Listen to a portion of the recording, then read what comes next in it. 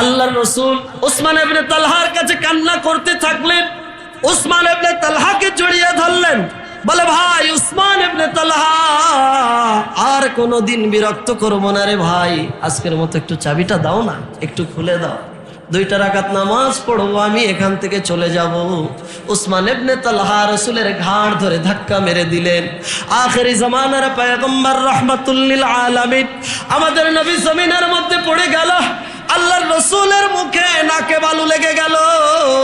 পয়গম্বর দাঁড়িয়ে চোখের পানি ছেড়ে বলতেছেন, ভাই তালহা, আমি তো কোনো অপরাধ করি নাই, আমার কোনো অপরাধ নাই, কোন অপরাধী তুমি আমাকে ধাক্কা মারলা? বলে, ও মুহাম্মদ, তোমাকে চাবি দেওয়া হবে না, সহকান দূর হয়ে যাও, কাবার চাবি আমি তোমাকে দিতে পারবো না। উসমান ইবনে তালহা যখন এই কথা বললেন, আল্লাহর হাবিব চোখের পানি ছেড়ে দিয়ে বলছে, ভাই উসমান ইবনে তালহা, এমনও দিন তো আসতে পারে যেই দিন এই কাবার চাবি আজকে নেওয়ার জন্য আমি তোমার হাতে পায়ে ধরেছি। আল্লাহ চাইলে এমনও দিন আসতে পারে যেই দিন কাবার চাবি দেওয়ার জন্য তুমি আমার হাতে পায়ে ধরবা। এই জমিনের মধ্যে আমরা দেখতে পাই, একজন মালিক তার চাকরি যখন দীর্ঘদিন পর্যন্ত একজন কর্মচারীরা করে, তা এমন অনেক সমাজের মধ্যে দেখা যায় যে ম্যানেজারের নামে দীর্ঘ 15 বছর, 20 বছর, 30 বছর ম্যানেজারি করার পরে ম্যানেজারের নামে মালিকের অনেক সময় মামলা করে দেয়। কেন করে? বলে, সে আমার অর্থ আত্মসাৎ করেছে, আমি অত খেয়াল করতাম না, বিধায় সে আমার কোটি কোটি টাকা এই 5-7 বছরে, 10 বছরে, 20 বছরে কোটি কোটি টাকা লোপাট করে ফেলেছে।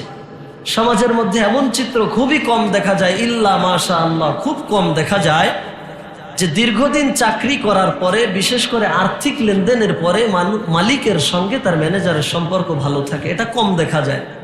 দেখা যায় না এটা না, কিন্তু দেখা যায় খুব কম।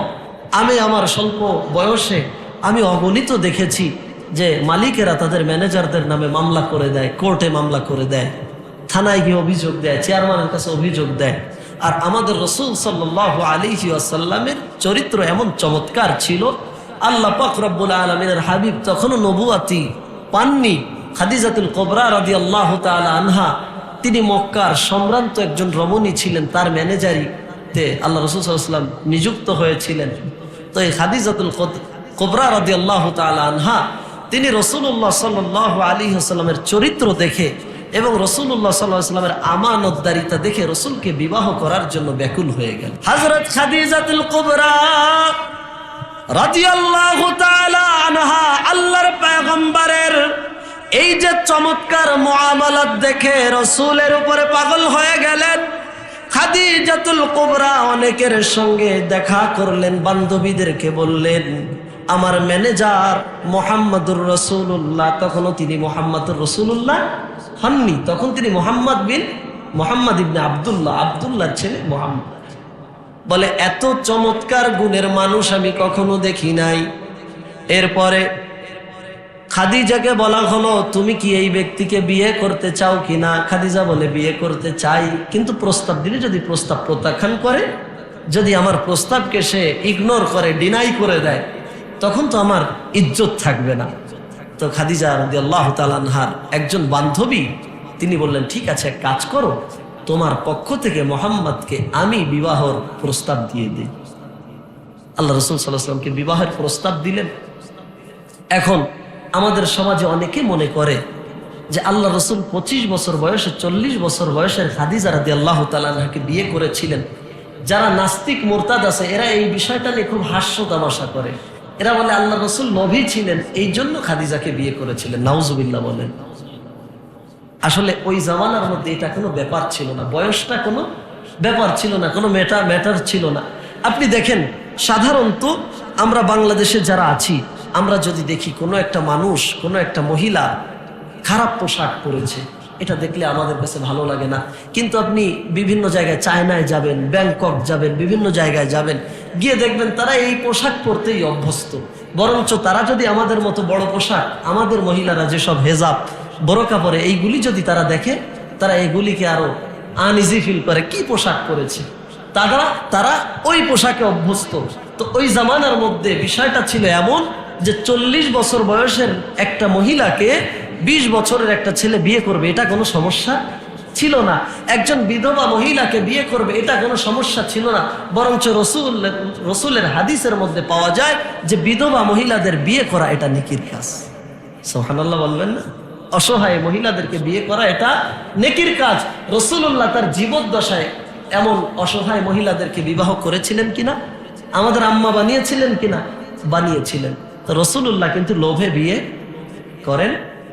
আল্লাহর পয়গম্বর রাসূলুল্লাহ সাল্লাল্লাহু আলাইহি ওয়াসাল্লামকে যখন খাদিজার পক্ষ থেকে বিয়ের জন্য আল্লাহর রাসূলকে, আল্লাহর হাবিবকে যখন রসুলকে বিয়ের জন্য প্রস্তাব দেওয়া হলো, রাসূলুল্লাহ বিয়ে করার জন্য তিনি সম্মতিও জানালেন না, আবার অস্বীকৃতিও জানালেন না। তিনি বললেন আমার অভিভাবক আছে, তিনি হচ্ছে আমার চাচা আবু তালিব, আমার চাচাকে গিয়ে বলেন, আমার চাচা যদি রাজি হয় তো আমি বিয়ে করব। বলেন না সুবহানাল্লাহ। আবু তালিবের কাছে গিয়ে প্রস্তাব দেওয়া হলো। আবু তালিবকে বলা হলো, আবু তালিব আপনার ভাতিজা মোহাম্মদকে আরবের একজন সুন্দরী রমণী, অনেক সম্পদের মালিক, তিনি বিয়ে করতে চায়। মোহাম্মদের সমস্ত দেখাশোনার দায়িত্ব সে নিতে চায়, খরচ খরচার দায়িত্ব সে নিতে চায়। আপনি রাজি আছেন কিনা বলেন। আল্লাহ রসুলকেও এইভাবে প্রস্তাব দিয়েছিলেন, হযরত খাদিজার কথা বলেছিলেন না, কারণ রসুল যদি অস্বীকার করে, অস্বীকৃতি জানান, তো আবু তালিব বললেন যে ঠিক আছে, মা মরা সন্তান, আব্বা মরা সন্তান, জন্মের আগেই আব্বা ছিল না, জন্মের পরে মাকেও হারিয়েছে, ঠিক আছে এমন হলে ভালো হয়। আবু তালিব আল্লাহ রাসূল সাল্লাল্লাহু আলাইহি ওয়াসাল্লামের বিয়ে পড়িয়ে দিলেন এবং বিয়ের খুতবাও তিনি নিজে দিয়ে দিলেন। বলেন সুবহানাল্লাহ। আল্লাহ রাসূলের বিয়ে হয়ে গেল। এবার মক্কার মহিলারা খাদিজাতুল কুবরাকে বলে, ও খাদিজা, তোমার এত সম্পদ, মানুষের নজর থাকে উপরে আর তোমার নজর নিচে, তুমি তোমার গোলামকে, যাকে তুমি টাকার বিনিময়ে তোমার ব্যবসা করাতা, তাকে তুমি বিয়ে করলা, এটা তোমার কেমন রুচি? হযরত খাদিজাতুল কুবরা রাসূলকে এত ভালোবেসেছিলেন, বলে আমার যত সম্পদ আছে সমস্ত সম্পদের মালিক আমি এই মুহূর্তে মুহাম্মাদুর রাসূলুল্লাহকে বানিয়ে দিলাম। সিরাতের কিতাবে, ইতিহাসের কিতাবে পাওয়া যায় হযরত খাদিজাতুল কুবরা রাদিয়াল্লাহু তাআলা আনহা আল্লাহ রাসূলকে যে বিয়ে করেছিলেন, আল্লাহ রাসূলকে 40 মণ স্বর্ণ দিয়েছিলেন। সুবহানাল্লাহ। আগামী জুমায় সুবহানাল্লাহ বলবেন না? কত মণ স্বর্ণ দিয়েছিলেন? 40 মণ।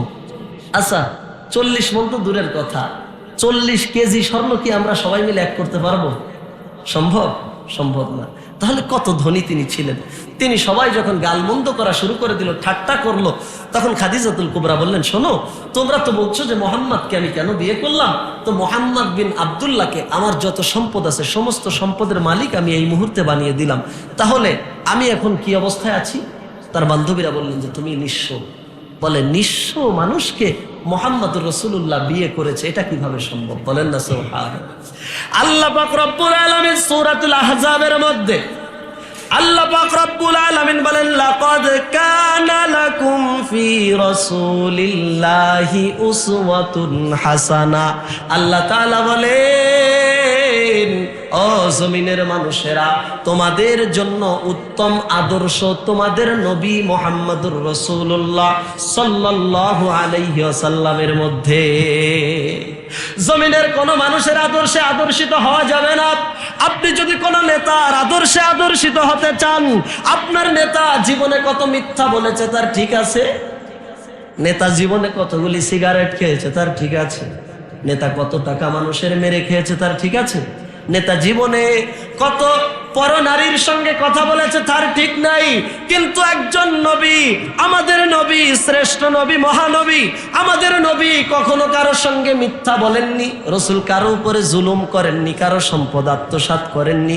রাসূলুল্লাহ কখনো মানুষের সঙ্গে প্রতারণা করেনি। আল্লাহর রাসূল সাল্লাল্লাহু আলাইহি ওয়াসাল্লামের চরিত্র ছিল, আল্লাহ তাআলা বলেন হাসানা, এটা ছিল সর্ব উৎকৃষ্ট, সব থেকে চমৎকার। আল্লাহ রাসূলের চরিত্র ছিল পৃথিবীর মানুষের মধ্যে, এই পৃথিবীতে এমন কোন মানুষের জন্ম হয়নি, ভবিষ্যতেও হবে না, রাসূলের পূর্বেও কোনোদিন এমন মানুষের জন্ম হয়নি যেমন চরিত্র আমাদের রাসূলের ছিল। বলেন সুবহানাল্লাহ। আল্লাহ তাআলা এটা সূরাতুল আহজাবের 21 নম্বর আয়াতের অংশের মধ্যে বলছেন, তোমাদের জন্য উত্তম আদর্শ তোমাদের নবী মুহাম্মাদুর রাসূলের নাম জানেন না আপনারা? মুহাম্মাদুর রাসূলুল্লাহ সাল্লাল্লাহু আলাইহি ওয়াসাল্লাম। আল্লাহর রাসূল মানুষকে যখন দ্বীনের দাওয়াত প্রদান করা শুরু করল, আল্লাহর রাসূলকে নির্যাতনের স্টিম রোলার রাসূলের উপরে চালানো হলো। পয়গম্বরকে নির্যাতন করতে করতে করতে করতে 3.5 বছর আল্লাহর রাসূল সহ যে সমস্ত সাহাবারা রাসূলের হাতে হাত দিয়ে কালেমা পড়ে ঈমান এনেছিল, তাদেরকে তারা ঘেরাও করে ফেললো, তাদেরকে জেলখানায় বন্দী করে ফেললো। মক্কার বাজারে বাজারে বলল, মুহাম্মাদের সঙ্গে এবং মুহাম্মাদের অনুসারী যারা, তাদের সঙ্গে কোনো লেনদেন চলবে, তাদের কাছে কিচ্ছু বিক্রি করবা না, তাদের সঙ্গে কন্যা বিয়ে দেওয়া যাবে না, তাদের সঙ্গে কোনো সম্পর্ক নেই। আমাদের বাংলা ভাষায় যেটাকে বলা হয় একঘরে করে রাখা, সেটা বলে না? একঘরে করে রাখা বলে না? তো এমন করলে মক্কার মধ্যে ঘোষণা হলো বিক্রি করতে পারবা না। আল্লাহর পয়গম্বরের সাহাবারা খাবার খেতে পারলেন না, আল্লাহর রাসূলও খাবার খেতে পারে না। 3.5 বছর সাহাবারা কিভাবে না খেয়ে থাকবে? খাবারের অভাবে তারা গাছের ছাল, গাছের পাতা খাওয়া শুরু করে দিল।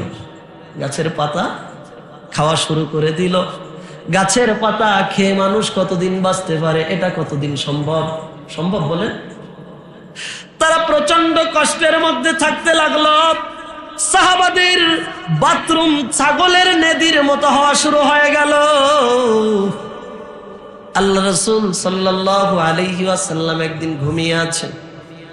জিবরিল আমিন এসে বললেন, আসসালাতু আসসালামু আলাইকা ইয়া রাসূলুল্লাহ, আসসালাতু আসসালামু আলাইকা ইয়া হাবিবাল্লাহ, আসসালাতু আসসালামু আলাইকা ইয়া শাফিউল মুজনাবিন, আসসালাতু আসসালামু আলাইকা ইয়া রাহমাতাল লিল আলামিন। রাসূল ঘুম থেকে উঠে গেল, জিবরিলকে বলতেছে, ভাই জিবরিল, এত রাত্রে কেন তুমি আমার কাছে আসছো? বলে, ইয়া রাসূলুল্লাহ, অত্যন্ত কষ্টের মধ্যে আছেন আমি জানি, আল্লাহও জানেন। ও রাসূল, দারুন নাদওয়ার মধ্যে মিটিং হয়েছে, দারুন নাদওয়ায় সিদ্ধান্ত হয়েছে, আজকে রাতের মধ্যে আপনার গর্দানটাকে তারা আলাদা করে দিবে, আপনার মাথাটাকে তারা আলাদা করে দিবে, আপনাকে আর বাঁচিয়ে রাখবে না। ও রাসূল, জলদি করে আপনি উঠে যান। ইয়া রাসূলুল্লাহ, আপনার আর মক্কায় থাকা চলবে না, মক্কা থেকে হিজরত করতে হবে, মদিনায় যেতে হবে। কোথায় যেতে হবে? আল্লাহর রাসূল সাল্লাল্লাহু আলাইহি ওয়াসাল্লাম জিবরিল আমিনের কথা শুনে উঠে গেলেন। দেখলেন বাহিরে আল্লাহ রাসূলের ঘর ঘেরাও করে ফেলেছে। আল্লাহ রাসূলকে জিবরিল বললেন, ইয়া রাসূলুল্লাহ, হাতের মধ্যে বালু নেন, ফু দেন, ছেড়ে দেন। রাসূলুল্লাহ হাতের মধ্যে বালু নিলেন, ফু দিলেন, ছেড়ে দিলেন। সমস্ত কাফেরেরা চোখ ডলা শুরু করে দিল, আর আল্লাহ রাসূল সেখান থেকে নিরাপদে বের হয়ে গেলে। সুবহানাল্লাহ বলবেন না? আল্লাহ রাসূল সাল্লাল্লাহু আলাইহি ওয়াসাল্লাম সেখান থেকে রওনা করবেন। দেখেন বিষয়টা কি এত সহজ। আপনি, আমি, আমরা যারা আছি, কষ্ট করে তিলে তিলে এখানে বাড়ি ঘর করেছেন। আপনারা যারা আছেন, আপনার আব্বার বাড়ি এখানে, দাদার বাড়ি এখানে, পৈতৃক সূত্রে আপনারা এখানে পেয়েছেন। এখন আপনাদেরকে যদি বলা হয় এখানে আর থাকা চলবে না, চলে যাও, সহজে মেনে নেওয়া যায়? আপনার জন্মস্থান ছেড়ে আপনাকে যেতে হবে, সহজে মেনে নেওয়া যায়? মেনে নেওয়া যায় না। আল্লাহ রাসূল সাল্লাল্লাহু আলাইহি ওয়াসাল্লামকে বললেন এখান থেকে চলে যেতে। আল্লাহর পয়গম্বর ঘুম থেকে উঠে দৌড় শুরু করে দিলেন কাবার দিকে। আল্লাহ রাসূল সাল্লাল্লাহু আলাইহি ওয়াসাল্লাম কাবার কাছে যাচ্ছেন আর চোখের পানি ছেড়ে কাঁদতেছেন। বলে, ও মক্কা রে, ও মক্কা, তোর রব যে আমার রব সে। ও মক্কা রে, মক্কার মধ্যে কাফেরেরা থাকে, কিন্তু আমাকে থাকতে দেওয়া হবে না। তোকে আমি ছেড়ে যেতে চাই না, কিন্তু তোর সন্তানেরা আমাকে তোর মধ্যে থাকতে দিবে না। রাসূলুল্লাহ কাবার কাছে চলে গেলেন। কাবার কাছে গিয়ে চোখের পানি ছেড়ে কাঁদতেছেন আর বলতেছে, ও কাবারে, তোকে কত ভালোবাসি। ও কাবারে, তোমাকে না দেখতে পারলে আমার ভালো লাগে না, আর তোমাকে আমি দেখতে পারবো না গো কাবা। আমার চলে যাওয়ার অর্ডার হয়েছে, আল্লাহ তাআলা বলেছেন আমাকে চলে যেতে। কাবারে, আর তোমার কাছে আমি থাকতে পারবো না। রাসূলুল্লাহ চোখের পানি ছেড়ে কাঁদতেছেন। আল্লাহর রাসূল ইচ্ছা পোষণ করলেন, আমি যেহেতু মক্কা ছেড়ে চলে যাব, তো কাবার মধ্যে আমি 2 রাকাত নামাজ আদায় করে যাব। আল্লাহর পয়গম্বর কাবার দরজার কাছে গিয়ে দেখেন কাবার দরজার মধ্যে তালা লাগানো। ওই সময় কাবার এই যে চাবির মালিক ছিল উসমান ইবনে তালহা, উসমান ইবনে তালহা, তার কাছে কাবার চাবি থাকতো। আল্লাহ রাসূল সাল্লাল্লাহু আলাইহি ওয়াসাল্লাম দেখলেন যে যেহেতু অনেক রাত, কাবার তালা লাগানো, আমি উসমান ইবনে তালহাকে গিয়ে একটু বুঝিয়ে বলি, উসমান ইবনে তালহা হয়তো আমাকে কাবার চাবিটা দিবে। উসমান ইবনে তালহার দরজায় গিয়ে নক করলেন। উসমান ইবনে তালহা ঘুম থেকে উঠে গেলেন। কে? বলে আনা মুহাম্মদ। এবার উসমান ইবনে তালহা খুলে দিয়ে বলেন, বলো কি বলতে চাও? বলে, ও ভাই উসমান ইবনে তালহা, তুমি তো জানো আমার উপরে কত নির্যাতন করা হয়েছে। আমার মাতৃভূমিতে আমার সঙ্গে বেচাকেনা করার জন্য নিষেধ করা হয়েছে। আমার অনুসারী যারা আছে তাদের উপরে নির্যাতন করা হয়েছে। ও তালহা ভাই, আর তোমাদেরকে বিরক্ত করব না, আমি মক্কা ছেড়ে চলে যাব, আর তোমাদের মাঝে থাকবো না। ভাই তোমার কাছে শেষ সময় একটা আরজি করতে চাই, একটু কাবার দরজাটা খুলে দাও, আমি কাবার মধ্যে প্রবেশ করে 2 রাকাত নামাজ পড়ে আমি ফিরে চলে যাব। উসমান ইবনে তালহা বলে, চাবি দেওয়া হবে না। আল্লাহর রাসূল উসমান ইবনে তালহার কাছে কান্না করতে থাকলেন। উসমান ইবনে তালহাকে জড়িয়ে ধরলেন, বলে, ভাই উসমান ইবনে তালহা, আর কোনোদিন বিরক্ত করব না রে ভাই, আজকের মতো একটু চাবিটা দাও না, একটু খুলে দাও, 2 রাকাত নামাজ পড়বো, আমি এখান থেকে চলে যাব। উসমান ইবনে তালহা রাসূলের ঘাড় ধরে ধাক্কা মেরে দিলেন। আখেরি জামানার পয়গম্বর রাহমাতুল লিল আলামিন আমাদের নবী জমিনের মধ্যে পড়ে গেল। আল্লাহর রাসূলের মুখে নাকে বালু লেগে গেল। পয়গম্বর দাঁড়িয়ে চোখের পানি ছেড়ে বলতেছেন, ভাই তালহা, আমি তো কোনো অপরাধ করি নাই, আমার কোনো অপরাধ নাই, কোন অপরাধী তুমি আমাকে ধাক্কা মারলা? বলে, ও মুহাম্মদ, তোমাকে চাবি দেওয়া হবে না, সহকান সহকান, দূর হয়ে যাও, কাবার চাবি আমি তোমাকে দিতে পারবো না। উসমান ইবনে তালহা যখন এই কথা বললেন, আল্লাহর হাবিব চোখের পানি ছেড়ে দিয়ে বলছে, ভাই উসমান ইবনে তালহা, এমনও দিন তো আসতে পারে যেই দিন এই কাবার চাবি আজকে নেওয়ার জন্য আমি তোমার হাতে পায়ে ধরেছি। আল্লাহ চাইলে এমনও দিন আসতে পারে যেই দিন কাবার চাবি দেওয়ার জন্য তুমি আমার হাতে পায়ে ধরবা। আল্লাহ রাসূল সাল্লাল্লাহু আলাইহি ওয়াসাল্লামকে অত্যন্ত নির্যাতন করা হয়েছিল। আল্লাহ রাসূল সাল্লাল্লাহু আলাইহি ওয়াসাল্লাম একদিন কাবার কাছে নামাজ আদায় করছেন। আল্লাহ রাসূল সাল্লাল্লাহু আলাইহি ওয়াসাল্লাম কাবার কাছে নামাজ আদায় করছেন, এমন সময় আবু জাহেল ইহুদি বাচ্চাদেরকে বললেন, ইহুদিদেরকে বললেন, এক কাজ করো, তোমরা ওই যে উটের যে পচা যে নাড়ি ভুড়ি আছে এগুলিকে বস্তার উপরে উঠাও, উঠায় এটা ধরে নিয়ে মুহাম্মদ সিজদায় যখন যাবে ওর মাথার উপরে চাপিয়ে। আল্লাহর পয়গম্বর সিজদায় গিয়েছেন। পয়গম্বর সিজদায় আল্লাহর সঙ্গে কথা বলেন, আর এদিক থেকে কাফেরের দল রাসূলের মাথার উপরে উটের নাড়ি ভুড়ি চাপিয়ে দিল। আল্লাহ রাসূল মাথা নাড়াতে পারেন না। এমন সময় আল্লাহ রাসূলের কন্যা হযরত ফাতেমাতুজ জোহরা, ছোট মানুষ, একজন দৌড়ে গিয়ে বলছে, ও ফাতেমা রে, তোমার বাবার উপরে নির্যাতন করা হচ্ছে, ফাতেমা গিয়ে দেখো তোমার বাবা সিজদায় গিয়েছে, মাথা উঠাতে পারে না। হযরত ফাতেমা ছোট্ট মানুষ, দেখেন আপনার আমার ছোট বাচ্চাকে যদি বলা হয় তোমার আব্বা রাস্তায় অ্যাক্সিডেন্ট করেছে বা তোমার আব্বাকে অমুক ধরে মারতেছে, বাচ্চা কি সহ্য করতে পারে? হযরত ফাতেমাতুজ জোহরা রাদিয়াল্লাহু তাআলা না, ছোট মানুষ, দৌড় দিয়ে বাবার মাথার কাছে গেলেন। আল্লাহর পয়গম্বরের বুকটা কাবার চত্বরের সঙ্গে জমিনের সঙ্গে লেগে গেছেন, রাসূল মাথা নাড়াতে পারেন না। হযরত ফাতেমাতুজ জোহরা গিয়ে বলে, আব্বা জান আপনি মাথাটা উঠান। রাসূলুল্লাহ মাথাটা উঠাতে পারে না।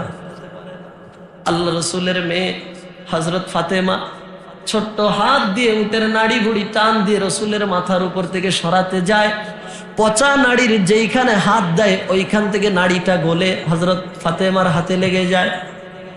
এভাবে টেনে টুনে উটের নাড়ি সরিয়ে দিলেন। আল্লাহর পয়গম্বর চোখের পানি ছেড়ে কাঁদতেছেন, আর আল্লাহর রাসূলের কন্যা হযরত ফাতিমা চোখের পানি ছেড়ে কাঁদতেছেন আর বলতেছে, আব্বা রে, তুমি কি অত্যন্ত খারাপ মানুষ?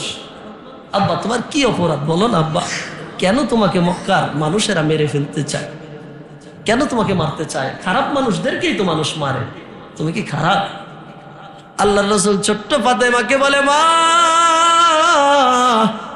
আমার একটাই অপরাধ, আমি এই দিক থেকে খারাপ কাজ করেছি, সেটা হচ্ছে আল্লাহ তাআলার দ্বীনের ঝান্ডাকে আমি জমিনের মধ্যে উড্ডীন করার চেষ্টা করেছি, এই জন্য এই কাফেররা আমাকে নিঃশেষ করে দিতে চায়।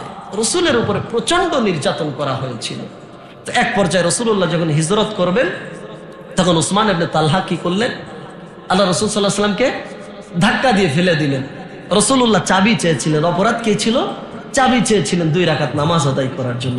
আল্লাহ রাসূল সাল্লাল্লাহু আলাইহি ওয়াসাল্লামকে ধাক্কা দিয়ে ফেলে দিলেন, চাবি দিলেন না। রাসূলুল্লাহ একটা কথা বলেছিলেন, কোন কথা? বলে যে এমনও দিন আসতে পারে এই চাবি দেওয়ার জন্য আজকে তোমার হাতে পায়ে আমি ধরছি, তুমি আমার হাতে পায়ে ধরবে। আল্লাহ পাক রব্বুল আলামিনের হাবিব হিজরত করে মদিনায় চলে গেলেন।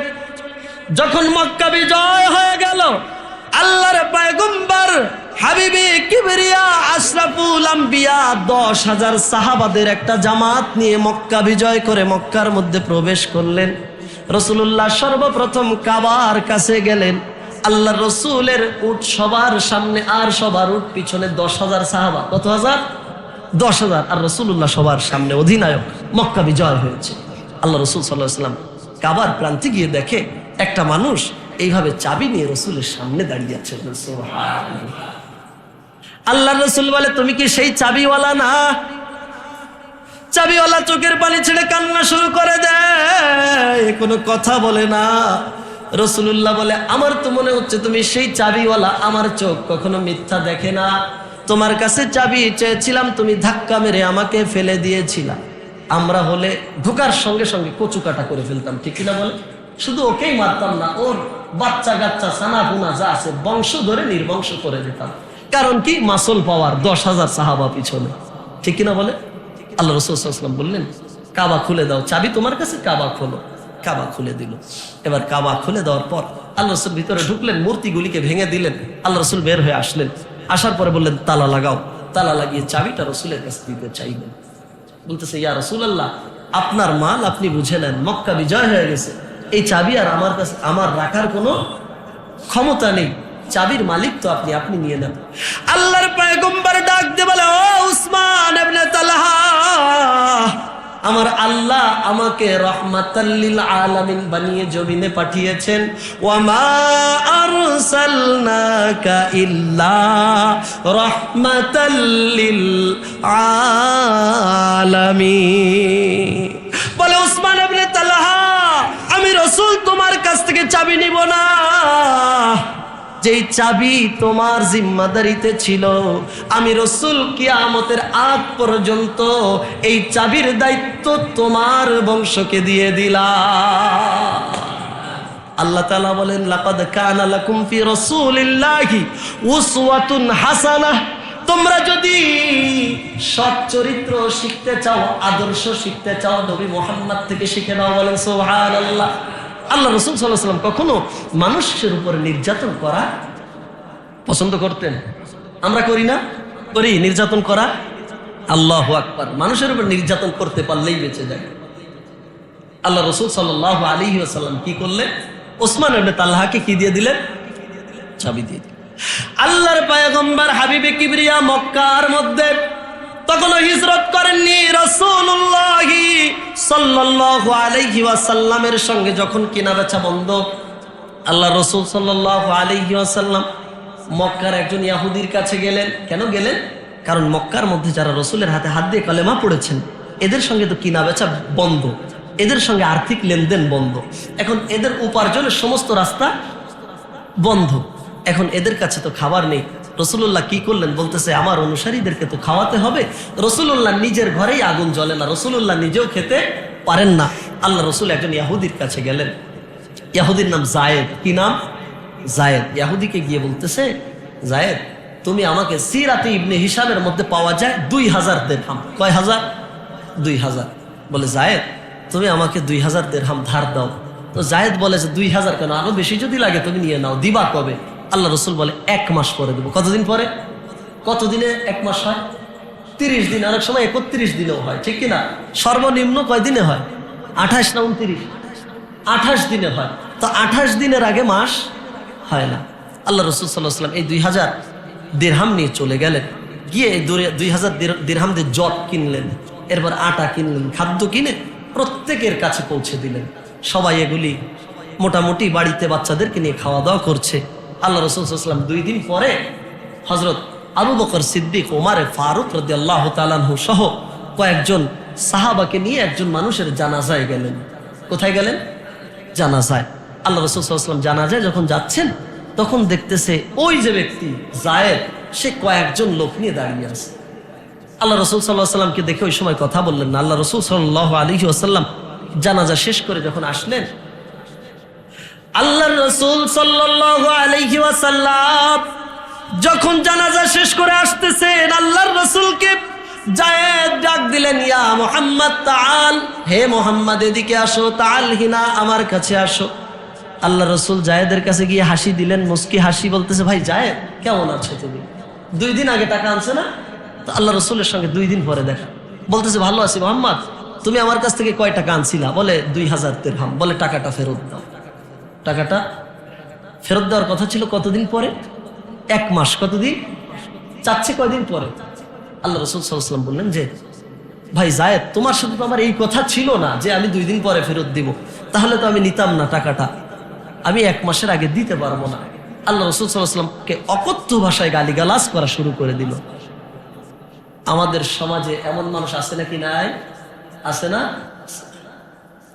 আল্লাহর পয়গম্বর মুহাম্মদুর রাসূলুল্লাহ সাল্লাল্লাহু আলাইহি ওয়াসাল্লামকে সাহাবাদের মধ্যে গালি দিচ্ছে, ও মুহাম্মদ তুমি অমুক, তুমি তমুক, তুমি খারাপ মানুষ, তুমি তোমার এগ্রিমেন্ট ওয়াদা ঠিক রাখো না।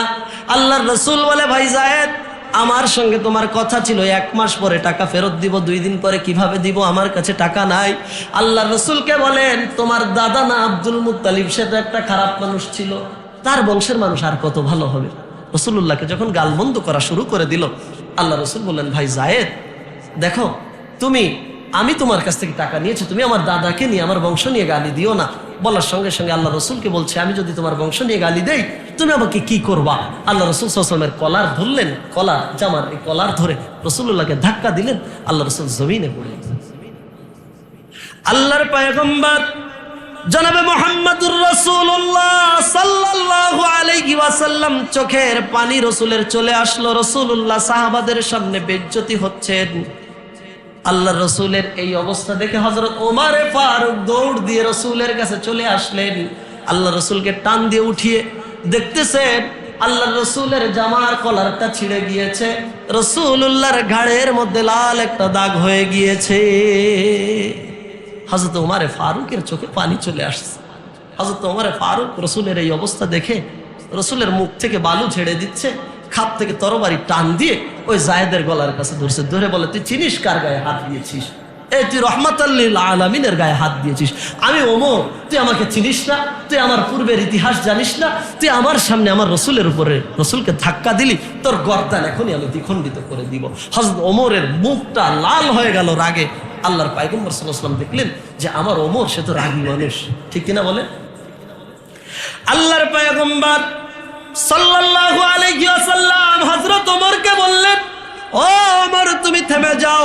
হযরত ওমর চোখের পানি ছেড়ে দিয়ে কাঁদতেছেন আর বলে, ইয়া রাসূলুল্লাহ, ইসলামের জন্য ঘর বাড়ি সব ছেড়েছি, ইসলামের জন্য আব্বা আম্মাকে ছেড়েছি, অভিভাবকদেরকে ছেড়েছি। ইয়া রাসূলুল্লাহ, ইয়া হাবিবাল্লাহ, মক্কার মধ্যে আমার একমাত্র অভিভাবক আপনি, আমার আব্বা, আপনি আমার আম্মা, আপনি আমার আত্মীয় স্বজন, সব আপনি। ও রাসূল, আপনার উপরে কেউ নির্যাতন করবে এটা আমি সহ্য করতে পারি না। হযরত ওমর ফারুক চোখের পানি ছেড়ে দিয়ে ওই ব্যক্তিকে এক হাতে ধরছে আর এক হাতে তরবারি ধরে গলার কাছে লাগিয়ে রাসূলের সঙ্গে কথা বলছেন। রাসূল দেখছেন ওমর তো মেরেই ফেলবে। আল্লাহর পয়গম্বর বললেন, ওমর, জলদি করে ছেড়ে দাও, এই যায়েদকে ধরার দুঃসাহস তুমি কোথায় পেয়েছো? যায়েদ আমার মেহমান, ছেড়ে দাও তাকে। রাসূলুল্লাহ হযরত ওমরকে যখন দেখলেন ভালোভাবে হচ্ছে না, তখন কি করলেন? ধমকি দিলেন, ছেড়ে দাও। আল্লাহ রাসূল সাল্লাল্লাহু আলাইহি ওয়াসাল্লামের এই ধমকি দেখে হযরত ওমর দ্রুত, ছোট বাচ্চার মতো, আমাদের বাচ্চাদেরকেও ধমকি দিলে ভয় পায় না, হযরত ওমর ফারুক রাদিয়াল্লাহু দ্রুত ছেড়ে দিয়ে ছুরিটা নিয়ে, তরবারিটা নিয়ে খাপের মধ্যে ঢুকিয়ে চুপচাপ বসে আছেন, চোখের পানি ছেড়ে কাঁদতেছেন। আল্লাহ রাসূল সাল্লাল্লাহু আলাইহি ওয়াসাল্লাম বলতেছে, ওমর, এই যায়েদ তো আমার মেহমান, সে তো আমার পাওনাদার, সে আমার কাছে টাকা পায়, তুমি যদি এখন তাকে মেরে ফেলো আমি টাকা দিব কি করে? ইয়াউমুল কিয়ামায় তো আল্লাহর কাছে আমার আসামি হতে হবে। ওমর, মানুষের সঙ্গে খারাপ আচরণ করা যাবে না। এখন ওই জায়েদের রাগ বাড়ছে নাকি কমছে? জায়েদের রাগ বেড়েছে নাকি কমেছে? রাগ বেড়ে গেছে। তোমার কাছে টাকা পাই, টাকা চাইছি, আবার তুমি মস্তন দিয়ে আমাকে মারাতে যাও। রাগ বাড়ে নাকি বাড়ে না? বেড়ে গেছে। জায়েদ বলতেছে আমার টাকা দিতে হবে।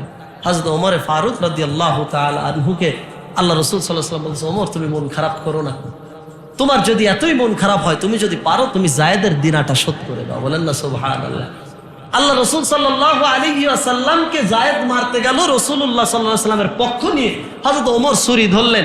হযরত ওমরকে আল্লাহ রাসূল ধমকি দিলেন। আমাদের সমাজ হলে বলতো যার জন্য করি চুরি সেই বলে চোর। আল্লাহ রসুলের জন্য মারতে গেলেন আর রসুল্লাহ তাকে ধমকি দিচ্ছেন। আমাদের সমাজ হলে বলতো হুজুর তোমার পিছনে আর নেই, তোমার পক্ষে কথা বলছি, তুমি আবার মানুষের সামনে বেজ্জতি করো, তোমার পক্ষে নেই। আর সাহাবারা কেমন ছিলেন? হযরত ওমর বলে, ইয়া রাসূলুল্লাহ, ঠিক আছে, আপনি তো বলেছেন, আমি তার এই 2000 দিরহাম পরিশোধ করে দেওয়ার জন্য প্রস্তুত। বলেন সুবহানাল্লাহ। হযরত ওমর বলেন, ইয়া রাসূলুল্লাহ, এই ইহুদির 2000 দিরহাম আমি ফিরিয়ে দিতে রাজি। ইহুদি বলে, ও নবী মুহাম্মদ, শুনে নাও, এই ব্যক্তি তোমার ওমর যদি আমাকে দিরহাম দেয় আমি দিরহাম নিব না। সর্বপ্রথম কাজ আমার কাছে তাকে ক্ষমা চাইতে হবে, কারণ সে মারতে আসলো কেন? আল্লাহ রাসূল বলে, ওমা তুমি তার কাছে ক্ষমা চাও। বলেন না সুবহানাল্লাহ। আল্লাহ রাসূল বলে, আল্লাহ তাআলা বলে, লাকাদ কানা লাকুম ফি রাসূলিল্লাহি উসওয়াতুন হাসানা।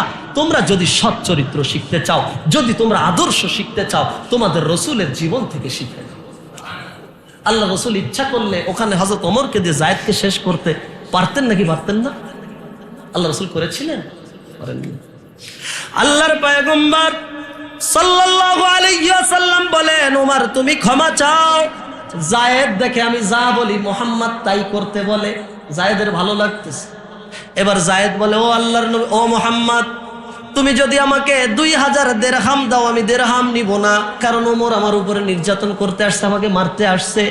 আমাকে এই 2000 দিরহামের বিনিময়ে আমাকে তোমার 10 মণ খুরমা পাকা খেজুর দিতে হবে। কয় মণ? 10 মণ। কারণ জায়েদ জানতেছে যে নবী মুহাম্মদ আমাকে 10 মণ পাকা খেজুর দিতে পারবে না। আচ্ছা বলেন তো, এই মুহূর্তে যদি আমাদের কাউকে বলা হয় 1 ঘন্টার মধ্যে 5 মণ খেজুর দিতে হবে, একটু কঠিন কিনা? কঠিন না বলেন? তো বলতেছে যে 5 মণ 10 মণ খুরমা আমাকে দিতে হবে। এবার জায়েদ বললেন, আল্লাহ রাসূল সাল্লাল্লাহু আলাইহি ওয়াসাল্লামকে হযরত ওমর বলতেছেন, ইয়া রাসূলুল্লাহ, চিন্তার কোনো কারণ নেই, আমার এই 2 দিন আগেই আমার মাজরা থেকে, আমার বাগান থেকে আমি খেজুর এনে আমার গোডাউন আমি স্টক করেছি, আমি তাকে নিয়ে যাব, তার যেখান থেকে পছন্দ সেখান থেকে সে মেপে 10 মণ খেজুর নিয়ে চলে। আল্লাহর পয়গম্বর হাবিবে কিবরিয়া সাল্লাল্লাহু আলাইহি ওয়াসাল্লাম বললেন, ও জায়েদ রে, তোমার খুরমা আনার জন্য তুমি চলে যাও।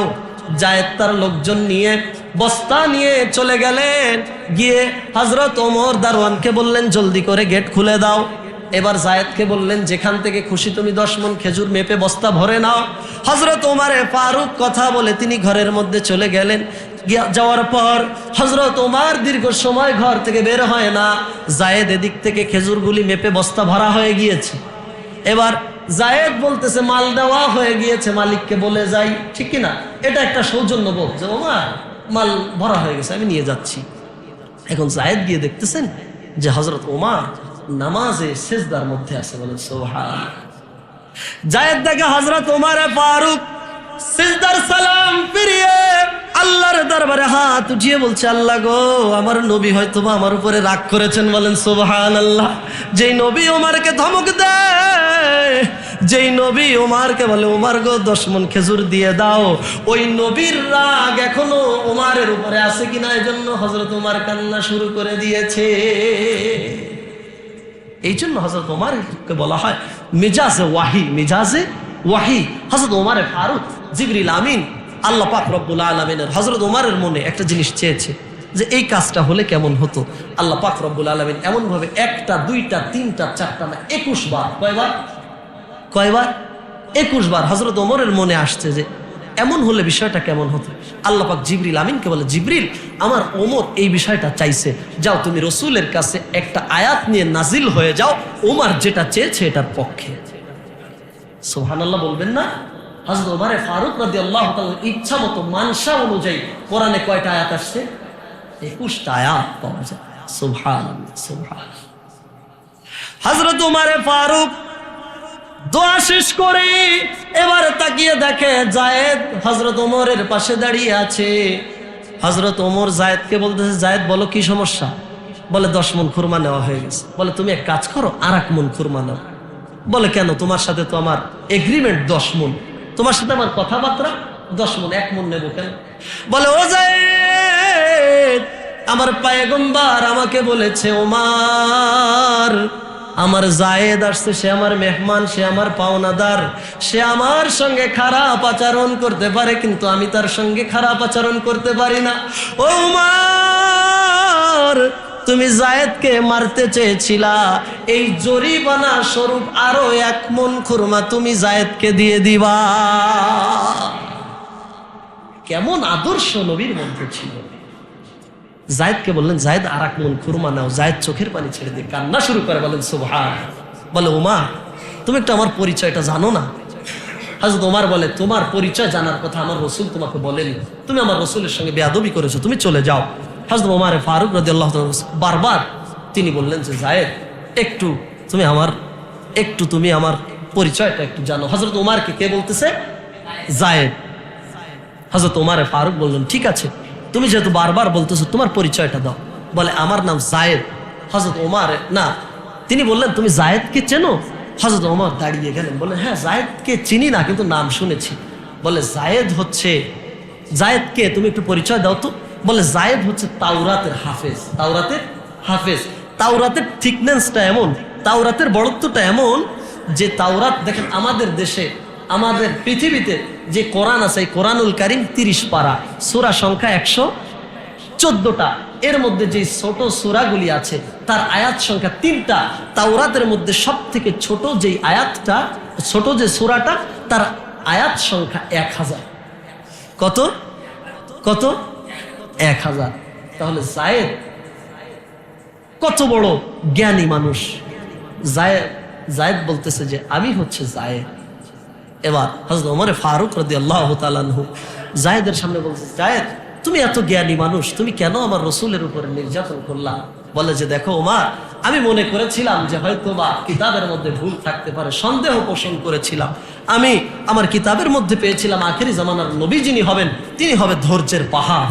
তো আমি তার ধৈর্য পরীক্ষা করার জন্য নিজে ইচ্ছাকৃতভাবে টাকা ধার দিয়েছিলাম।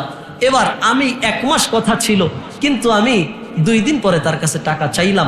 আমি জানি তোমার নবী দিতে পারবে না, আমি রসুলকে ধাক্কা দিলাম, রসুল্লাহ আমার উপরে নির্যাতন করে কিনা। কিন্তু রসুল যে আদর্শ দেখালো, তুমি আমার উপর নির্যাতন করতে গেলা, রসুল তোমাকে ক্ষমা চাইতে বলল, তুমি আমার উপর নির্যাতন করতে গেলা, রসুল তোমাকে জরিমানা স্বরূপ আরো 1 মণ বেশি দিতে বলল। ও যায়েদ, ও ওমর, আমার বোঝা শেষ হয়ে গেছে, এই নবী আখেরি জামানার নবী, এই নবীর হাতে হাত দিয়ে কালেমা না পড়ে আমি যায়েদ মরতে চাই না। এবার হযরত ওমরকে বলা হলো, ওমর, আমার হাত ধরে জলদি করে নবী মুহাম্মদুর রাসূলুল্লাহ, রাসূলের নাম শুনলে কি বলতে হয়? বলে ওমর, আমার হাত ধরে তুমি নবী মুহাম্মদুর রাসূলুল্লাহ সাল্লাল্লাহু আলাইহি ওয়াসাল্লামের কাছে নিয়ে যাও। আল্লাহর রাসূলের সামনে এই যায়েদের হাত ধরে ওমর নিয়ে গেলেন রাসূলের সামনে। হযরত ওমরের দিকে আর যায়েদের দিকে তাকিয়ে রাসূল অবাক হয়ে গেলেন। যেই যায়েদ মাল পাওয়ার জন্য ব্যাকুল ছিল, নতুন হয়তো আবার কোনো পেঁচবা দিয়েছে যে 10 মণে হবে না, বা খেজুর আমার পছন্দ হয়নি, বলতে পারে কিনা। এবার ওমর গিয়ে বলে, ইয়া রাসূলুল্লাহ, ইয়া হাবিবাল্লাহ, ও আল্লাহর পয়গম্বর, আপনার চরিত্রের সুঘ্রাণ এমন, যেই সুঘ্রাণে তাওরাতের পণ্ডিত যায়েদ আজকে তার সব কিছু বিসর্জন দিয়ে আপনার হাতে হাত দিয়ে কালেমা পড়ে ঈমান আনয়ন করতে চায়। রাসূলুল্লাহর হাতে হাত দিয়ে ওই জামানার সব থেকে বড় তাওরাতের পণ্ডিত, যিনি তাওরাতের হাফেজ ছিলেন, যায়েদ, তিনি আল্লাহ রসুলের হাতে হাত দিয়ে কালেমা পড়ে মুসলমান হলেন। আল্লাহ পাক রব্বুল আলামিন বলছেন, লাকাদ কানা লাকুম ফি রাসূলিল্লাহি উসওয়াতুন হাসানাহ, তোমাদের জন্য উত্তম আদর্শ রয়েছে তোমাদের নবীর জীবনীর মধ্যে। এই জন্য আমরা যদি উত্তম আদর্শ খুঁজতে চাই, কার জীবনীর মধ্যে দেখতে হবে? রাসূলুল্লাহ সাল্লাল্লাহু আলাইহি ওয়াসাল্লাম। তিনি অত্যন্ত ধৈর্যশীল মানুষ ছিলেন। রাসূলুল্লাহ কারো উপর নির্যাতন করতেন না। আল্লাহ রাসূল সাল্লাল্লাহু আলাইহি ওয়াসাল্লাম কতটা ধৈর্যশীল ছিল, আজকে আমরা দুইটা ঘটনা জানতে পারলাম। তার মধ্যে একটা হচ্ছে রাসূলুল্লাহ সাল্লাল্লাহু আলাইহি ওয়াসাল্লামকে কাবার প্রান্ত থেকে ধাক্কা দিয়ে যিনি পাঠিয়ে দিয়েছিলেন, কিয়ামতের আগ পর্যন্ত কাবার চাবি আল্লাহ রাসূল বললেন তার কাছেই থাকবে, তার বংশধরের কাছেই থাকবে। বলেন সুবহানাল্লাহ। এটাই বড় পুরস্কার, ঠিক কিনা? এই জন্য সমাজের মধ্যে ক্ষমা করা এটা বড় মহৎ গুণ। ক্ষমা করা মহৎ গুণ। এটা করতে পারে শুধু নবী মুহাম্মদ রাসূলুল্লাহ সাল্লাল্লাহু আলাইহি ওয়াসাল্লামের আদর্শবান উম্মত যারা, তারা আদর্শবান উম্মত যারা নয়, তারাই ক্ষমা করতে পারে। এবার আর একটা ঘটনা, আল্লাহ রাসূল সাল্লাল্লাহু আলাইহি ওয়াসাল্লামকে মারতে চাইলেন, যায়েদ ধাক্কা দিলেন, রাসূলের কলার ছিঁড়ে গেল, রাসূলের ঘাড়ে দাগ হয়ে গেল। রাসূলুল্লাহ সাল্লাল্লাহু আলাইহি ওয়াসাল্লাম যায়েদকে মারলেন না। এখানে কি রাইট রাসূল ছিল নাকি যায়েদ ছিল?